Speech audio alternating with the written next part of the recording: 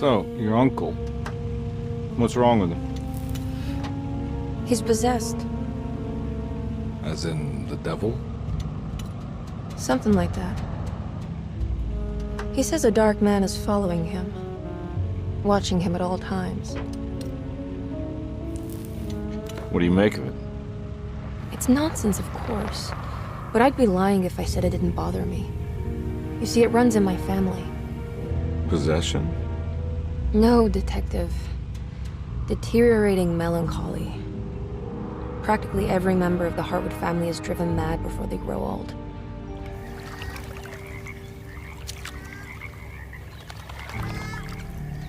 But Jeremy didn't kill himself. Is that why he's at Derceto? Despite being convinced that he is truly possessed, he decided to put his last chips on Dr. Gray and his psychoanalysis, figuring he might stumble upon some cure.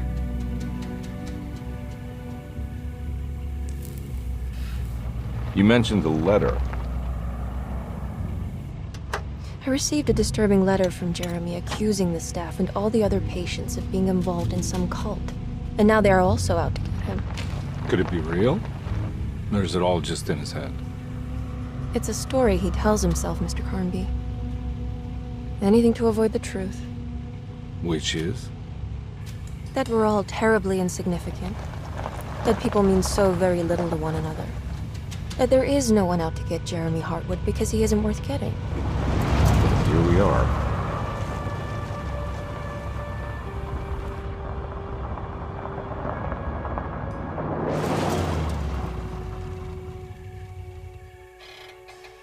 My uncle's not well, Mr. Carnby. I want to make sure he's all right. Then what's my part in this? You couldn't get a cab? I just wouldn't feel safe going alone.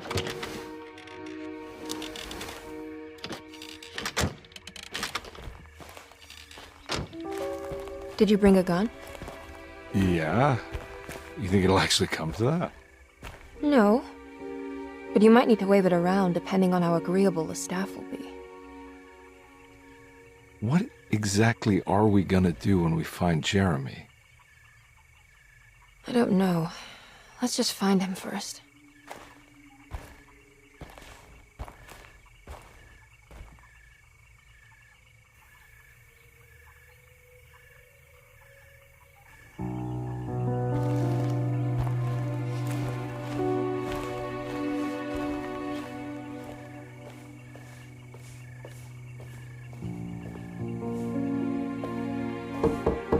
Hello? Hello? Looks abandoned. It can't be. There has to be someone around. Wait here. I'll go around back.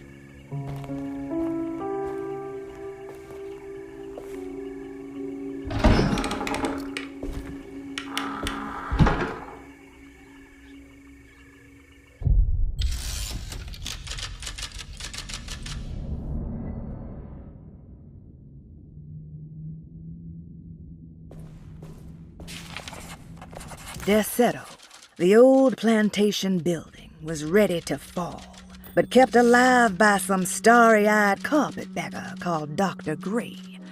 Seeing how the staff couldn't even be bothered with answering the door, Detective Carnby figured they would just head inside and grab Jeremy. He just needed to open the front door for Emily first, so she could talk to her uncle.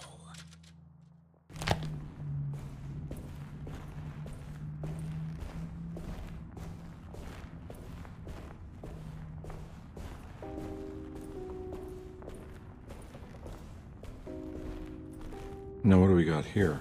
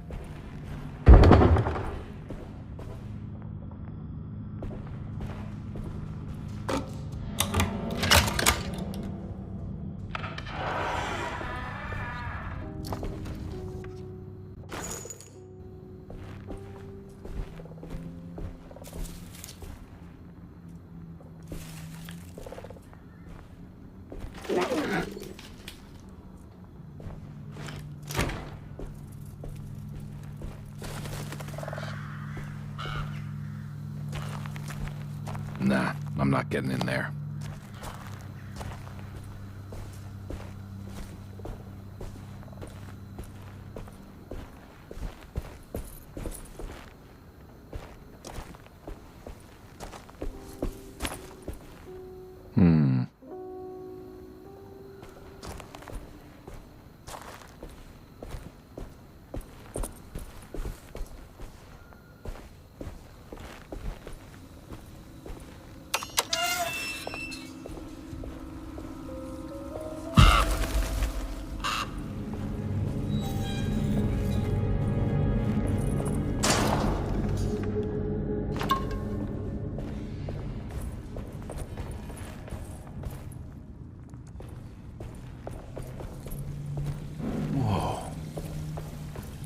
That's one big tree to fit inside a conservatory.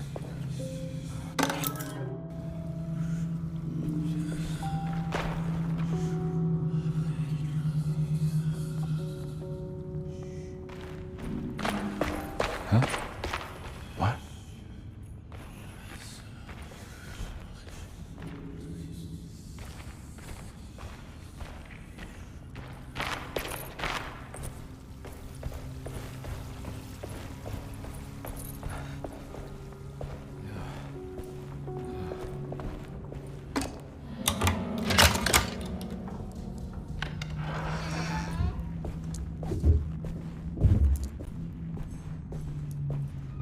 Don't mind if I do.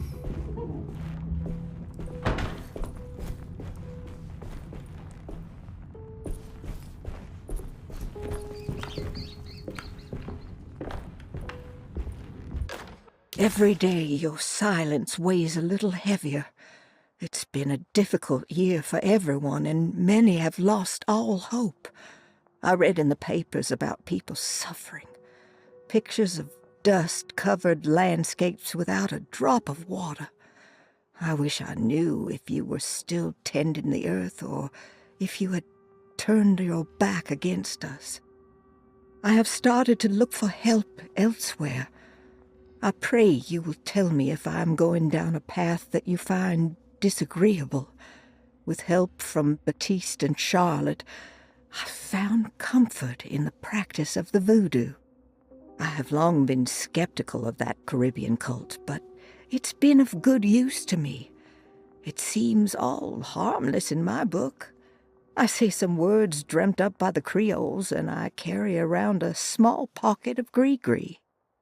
Nothing of this is mentioned in the Bible, of course, but the French Quarter priestess tells me it's all connected. She says the Christian God is just one more perspective on the creator of things. That's what I like to think, but the other way around, that the spirits of her faith are just aspects of you, our Heavenly Father. I am so grateful for the words you gave Mr. Hartwood. We will sing your praises at St. John's Eve. The world will be blessed soon again. Only the sacrifices of the Old Testament compare to your demands. Let it be the truth. A mother of earth, wood, and dirt. A mother of 1,000 young.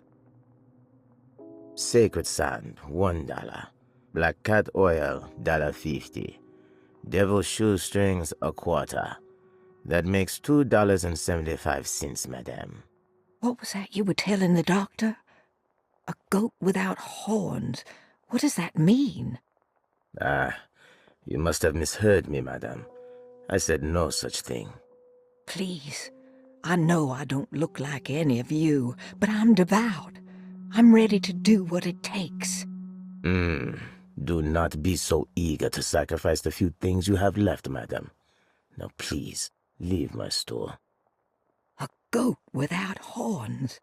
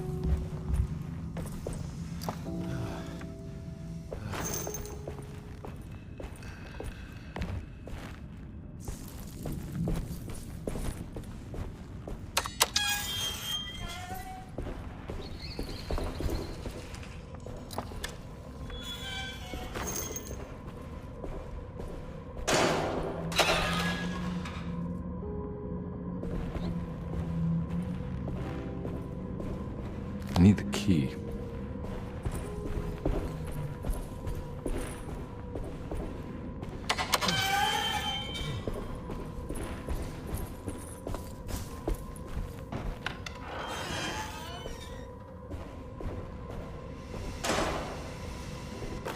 Please do not touch the boiler. It is working after all. While the sabotage has caused a leak, only the decorative plate has been completely ruined. Let's wait for Mr. Chance to turn up and he can take a look at the leak. Mr. Waits. That doesn't look safe. There's something missing. Huh.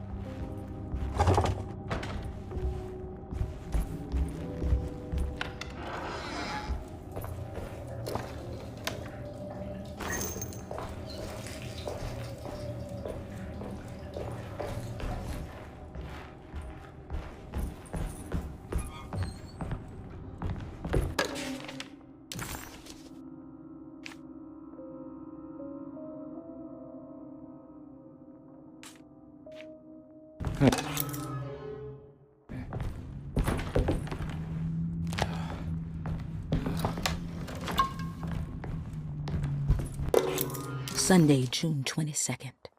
I spent all day looking for Jeremy. I should have cared for the others, but I'm scared that he will do something irreversible. Cassandra is upset that I didn't give her the latest shipment of pain medication that Waits brought from the post office yesterday. I would have given it to her, but the company didn't send a new key this time around, so the box is just sitting there on my desk. They must have figured we had plenty of their gimmicky keys by now. I only remember seeing one lately. Grace was playing with it inside the grand parlor. Unless it turns up by itself, it will have to wait. I have to figure out where Jeremy is. I think Jack knew something. That dog of his found a strange rot permeating the house. She's showing us, he said. Like those blots and streaks of fetid rot was talking to him.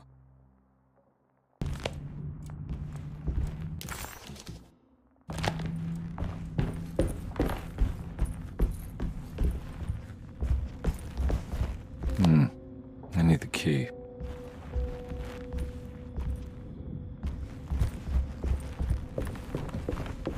It's wedged shut.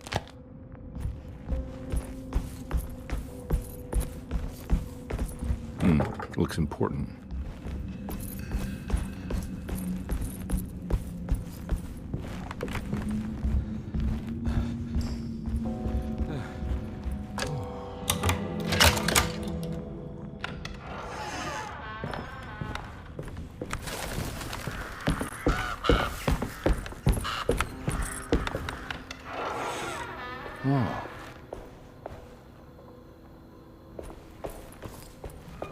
I need the key.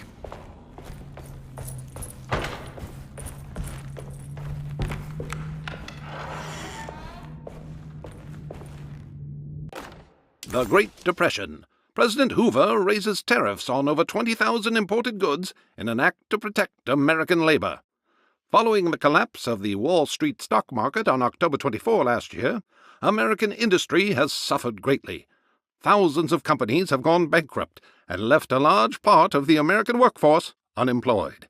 In an attempt to turn the tide, the Smoot-Hawley Tariff Act has been signed by President Herbert Hoover. By regulating commerce with foreign countries, the government hopes to encourage the industries of the United States to compete with cheap foreign imports. Superstition on rise. New Orleans voodoo stores and spiritual mediums see increased profit during troubled times. While the market has faced hard times ever since Black Thursday of last year, voodoo doctors and snake charmers see significant rise in number of customers. With the coming Eve of St. John on the 23rd, the police expect increased cult activity around Bayou St. John, the southern shore of Lake Pontchartrain. Voodoo rituals in that area on the eve of St. John have a long tradition reaching back to the first snake worshippers brought as slaves from West Africa. During the 19th century, its practice was popularized by the legendary Marie Laveau and has since been embraced by many of the Creoles and the surviving aristocracy of the French Quarter. Author seeks asylum. Rumors regarding author Cassandra Beauregard making Derceto her home verified. Derceto Hospital is an old plantation building on the eastern shores of Lake Pontchartrain. While often considered an asylum for the insane, residing Dr. Elmore Lee Gray prefers to think of it as a convalescent home, a place where you can go to rest. The patient list is kept secret, but thought to include many of the black sheep of wealthy families, because at Derceto, treatment does not come for free. Local author Cassandra Beauregard has now been confirmed by her own admission. She's been lauded as a powerful Creole voice and written many successful books. Lately it was reported from Hollywood that she has finished a moving picture manuscript titled Slaughter Gulch. That film is set to hit the theaters next year.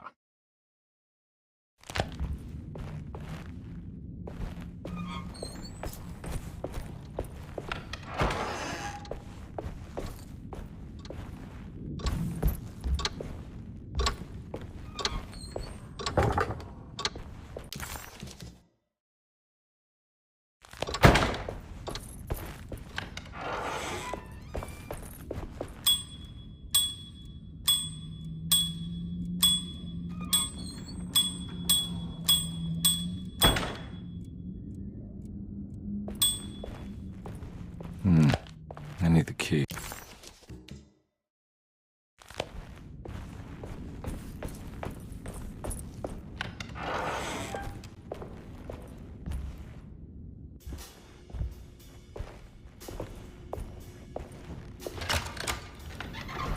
Thanks. What are you doing? Who are you? Whoa, pardon me, excuse me. My name is Edward Carnby, private investigator. I hope you don't mind we let ourselves inside. I do mind.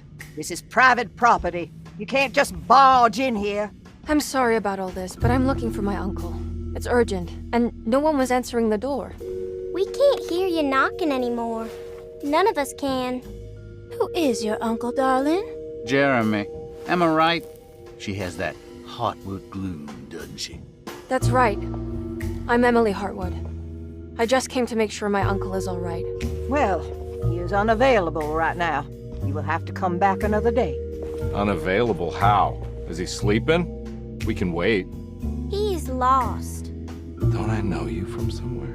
Who's your man again, Miss Hartwood? My name's Edward Carnby, private investigator. Splendid. Enough! All of you! Get back to your rooms! McCarthy, keep your eyes on the child. And you two, please leave immediately. Look, we're not here to cause any trouble. Just let us see the old man, satisfy the curiosity of my client here, and we'll be off. Jeremy has gone missing. There's no need to worry, but it might be some time before he turns up. The whole staff is looking for him. What? He ran off? I don't have time for any of this. Please, come back tomorrow. All right, in that case, we'll just wait in his room. You don't mind, do you? It's upstairs, right? Wait, you can't. Don't worry, we'll be discreet. In the corridor. It's the first door on your left. I'll tell Dr. Gray you're here. Excellent. Thank you, madam.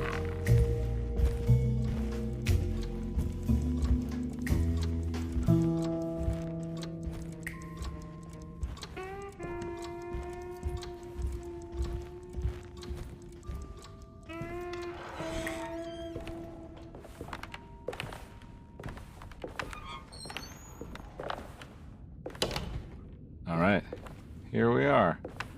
Let's look around. See if we can dig up any clues.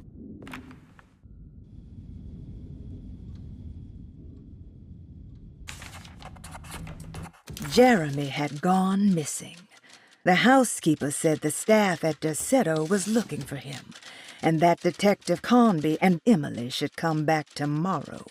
Hoping to wrap up this case before leaving, Carnby hustled his way inside Jeremy's room, leaving the housekeeper flustered and running for Dr. Gray, the chief of Derceto.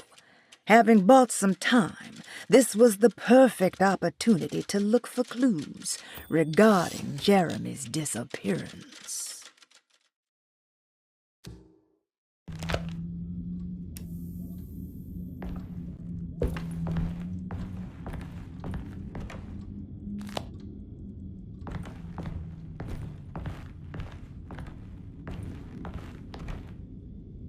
Anything important I should look out for? Did he keep a diary? Not that I know of, but it wouldn't surprise me.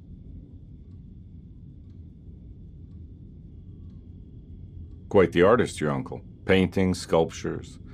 I don't know much about modern art, but he seems dedicated. Jeremy is a fairly well-known landscape painter in New Orleans. You've probably seen more of his work than you realize.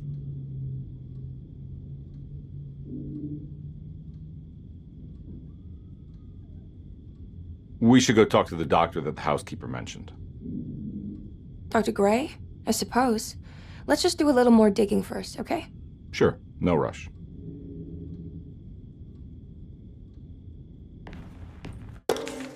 Every night the dark man stands opaque at the threshold of my room, counting the days until my spirit spills out of my tired shape. Only his pallid mask shelters my remaining sanity. Staring directly into the face of that demonic sultan would surely sunder time itself. Would he have looked the same to my father as he struggled for his life? Does his veiled face haunt my niece quite the same way? I wish so that I could rest my soul in that sunburnt convent of Tarawea. Would I find you there, Juan? Or Senora Perosi? Back from the beyond. Every night I hide from him, moving from one misshapen memory to another. Scenes conjured out of fantasy and delirium. Places I struggle to even paint. I wish I understood you.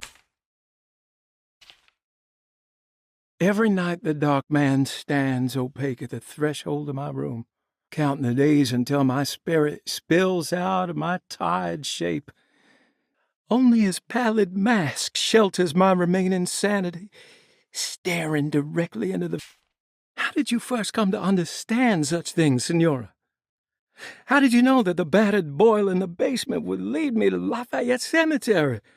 Or how the old upstairs clock, with its astronomical motifs, would take me to that hateful mound outside of Claremont Harbor? Those are my memories, my past.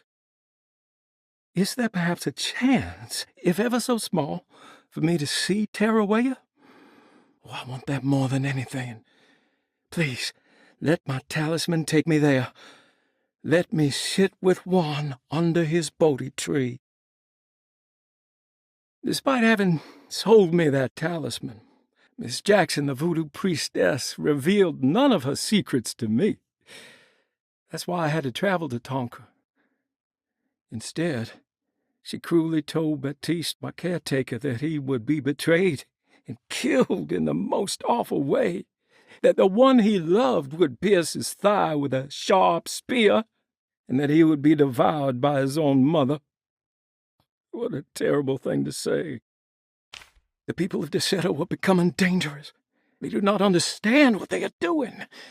I must do something to stop them. I tried talking to Dr. Gray, but he confuses my worries. He's caught up in treating me. How can he expect evil to be cured with medicine and conversation? The orderlies, the housekeeper, and the patients are all deranged. They will call upon evil to enter this world. All will be lost. Everything. Unless I can find the clerk, Mr. Waite. He seems to be a clear-thinking man. Maybe Beauregard. The dark man offered me a prison, and I accepted. I signed that miscarried contract and entered the dark pact. Everyone is safe, except for me.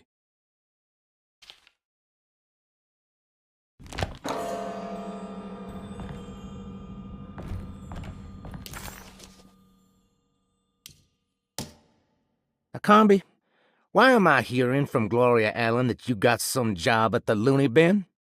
You better not be thinking of paying her off before me. I don't want to take you for a ride, so get me my money. I'll be at the Maccabean all night if you score some dough. Obed Morton.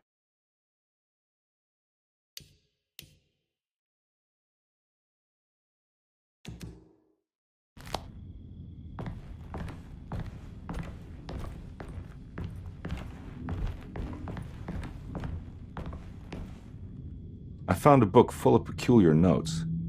Have you heard of something called Tarawea? No. What's that? I might be reading too much into this, but I think it's the place he wants to go to. Oh, okay. Sounds like a clue.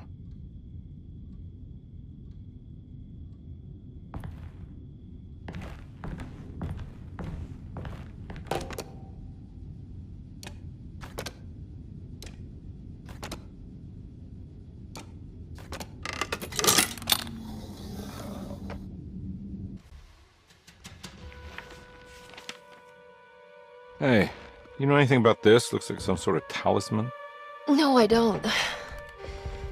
Oh, help me out here, will you?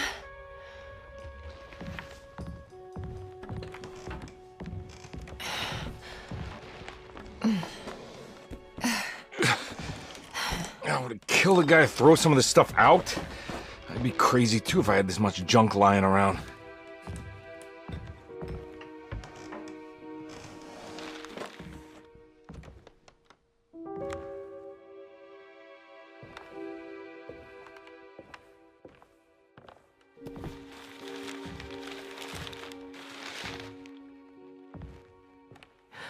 Oh, wow. That's striking. I want to save this one.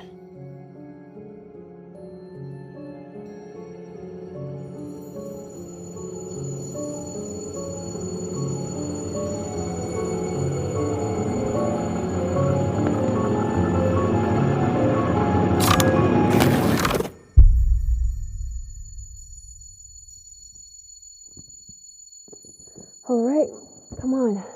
I want to go see Dr. Gray.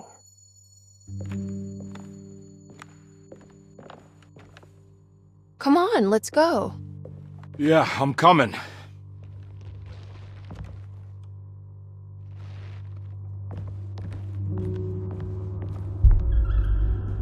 Miss Hartwood. Emily?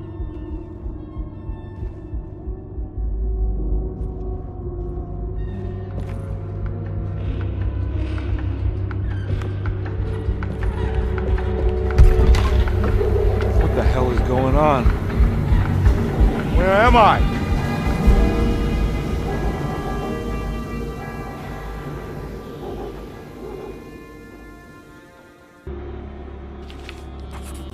Detective Carnby couldn't believe his eyes.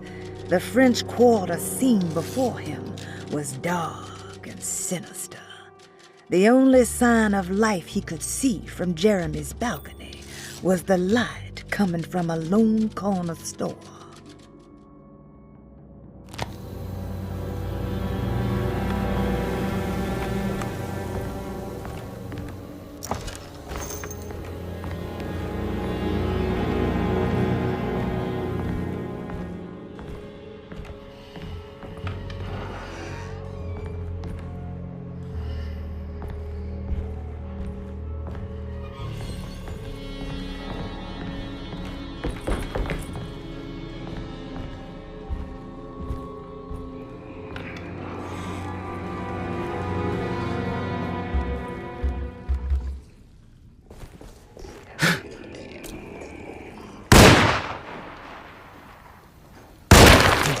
Yeah.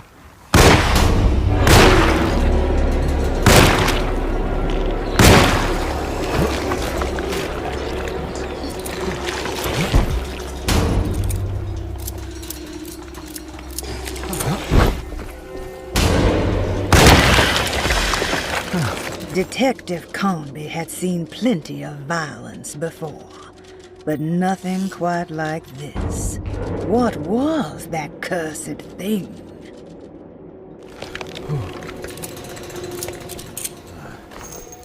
Christ, what the hell was that?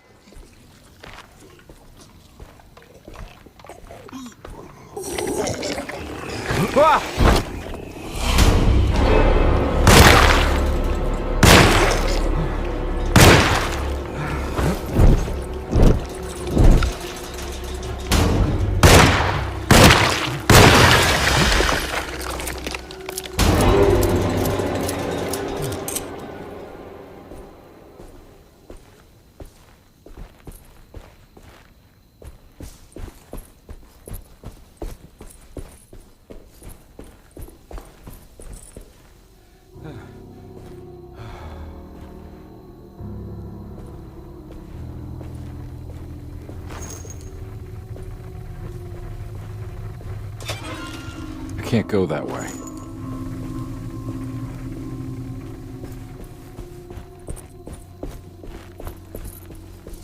What the hell is going on?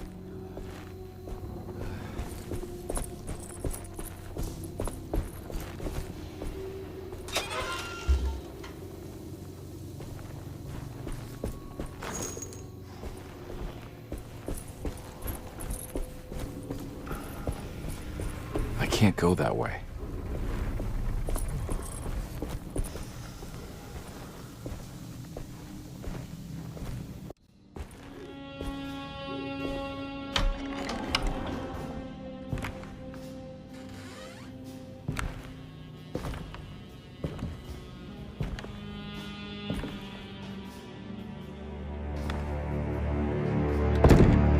Don't let them get inside, Carnby. They're not the good kind.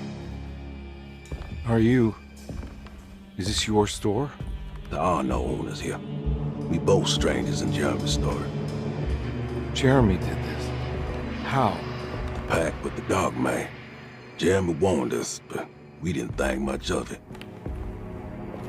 I'm Detective Edward Carnby. I was hired by Jeremy's niece to find him. Oh, yeah? How much she paying you? $150. She's sure getting her money's worth tonight. Are you a thinking man, Carnby? No, not if I can help it.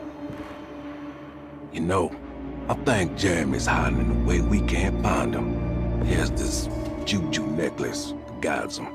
The talisman? That's right. It's some magic charm he got from Miss Jackson down the street. The voodoo priestess?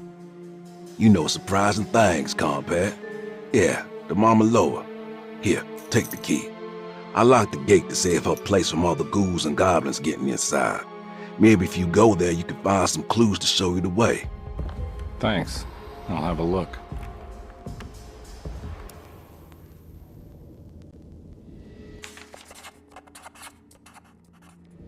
Detective Carnby hesitated to buy into the stranger's explanation, but it was all he had.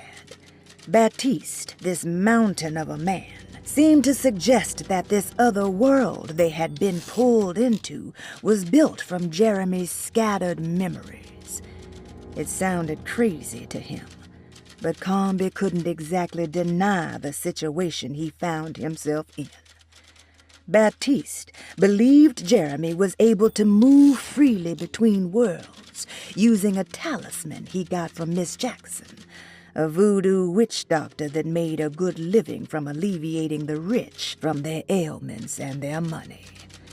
In hope to find Jeremy, or a way back to Derceto, Carnby set out to investigate Miss Jackson's place.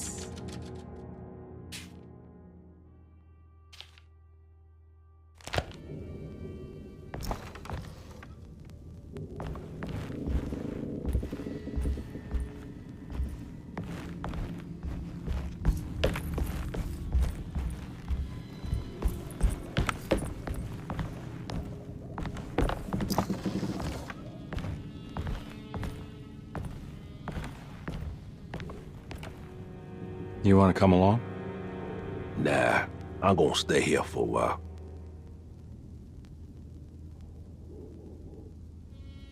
Anything I can do for... Sorry, I didn't catch your name.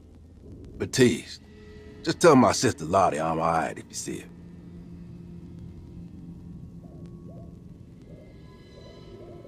All right, I'm heading out. Be careful out there.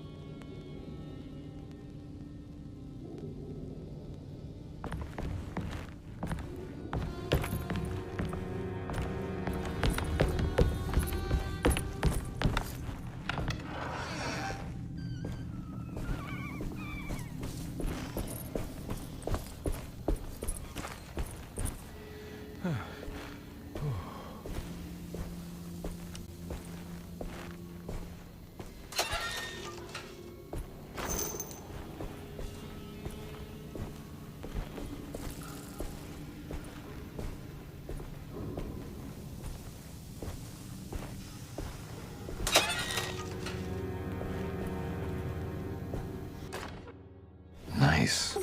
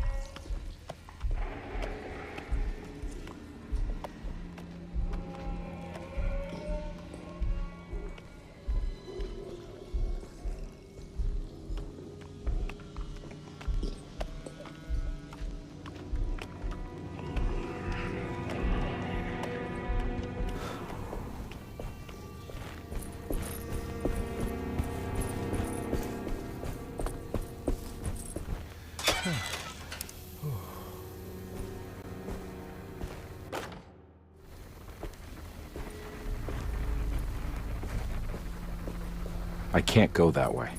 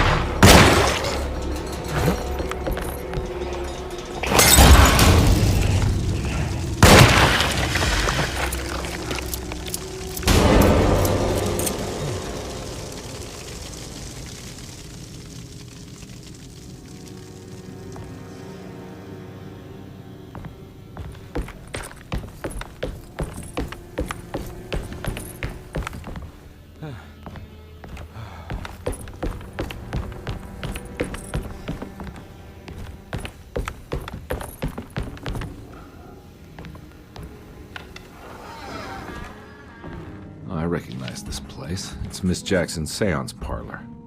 Let's see if she's got any information on Jeremy's talisman. He recognized this place. It was Miss Jackson's seance room. The last time he was here, he had been trying to figure out the significance of wasps' nests and horsehair wrapped up in red silk. An image of a dead woman stabbed with hatpins flashed inside his mind. Carnby shuddered. This was no time to dwell on the past. He needed to find out about the talisman and get back to Derceto.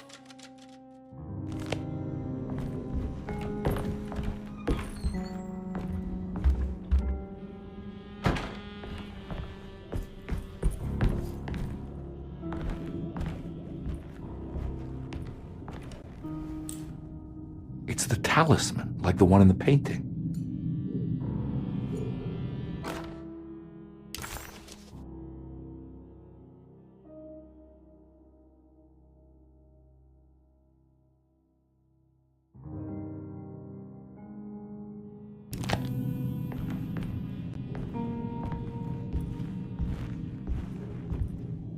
I think it's meant for the talisman.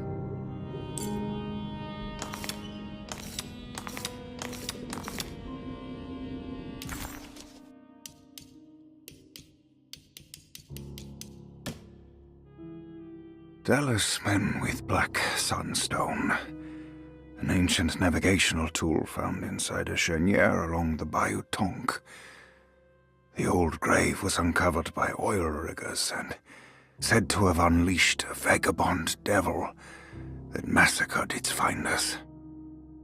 3 numbers are needed to span a bridge between the scapes of dream and memory, according to Stein. Not where I want to be, but it's a start. 3, 5, 8.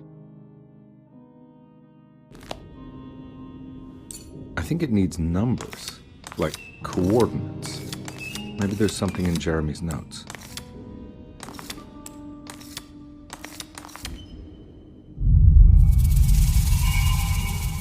It's showing something. A place? Where is that?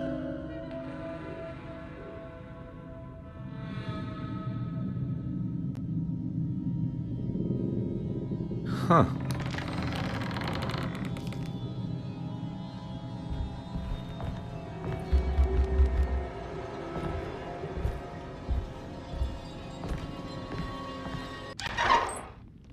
Detective, I was wondering when you were going to show up.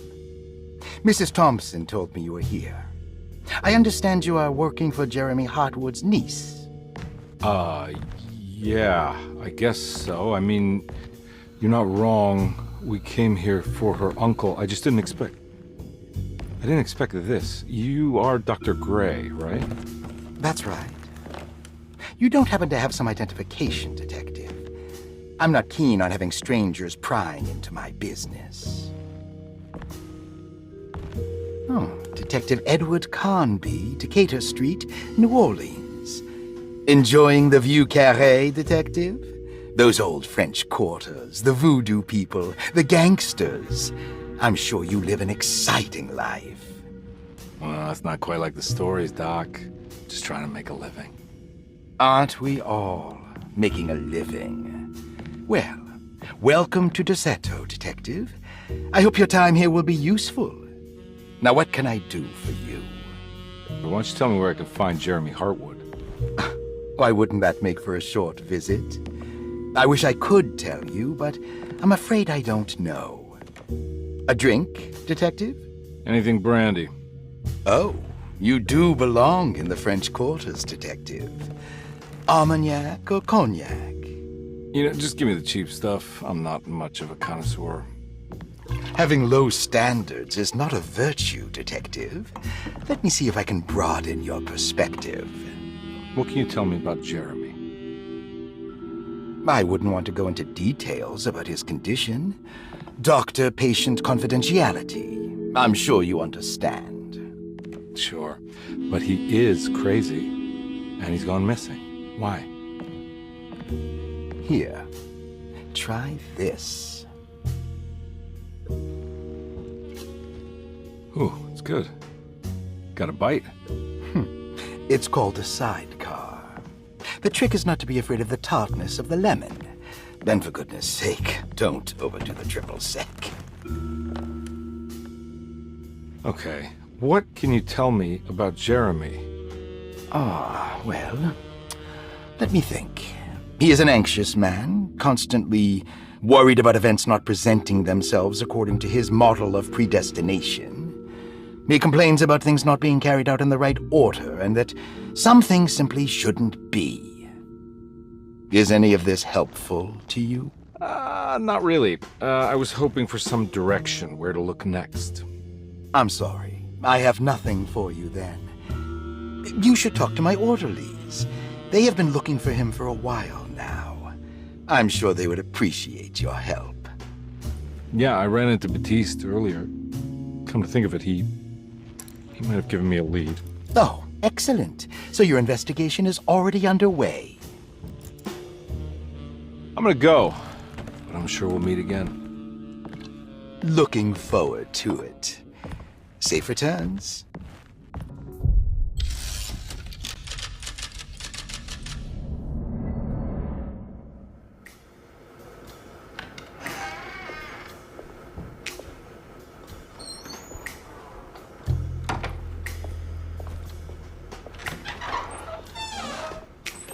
Detective Carnby, where did you go? I was just talking to Dr. Gray. You disappeared. No, it's not what you think. Have you found anything strange going on here? Yes. Everyone is being incredibly evasive and I can't figure out why. No, I mean something you can't explain. Paranormal, even. Detective, I really need you to get yourself together. I can't do this alone. Forget it. I'll figure it out. Do you want to come see Dr. Gray? No, I want to try something. With this talisman, I think I can follow Jeremy to the place he mentioned in the book. What was the name? Do you remember something Spanish? Tarawea. Yeah, that's where I need to go. Detective, are you gonna be all right? Yeah, of course. Go talk to Dr. Gray. We'll rendezvous later.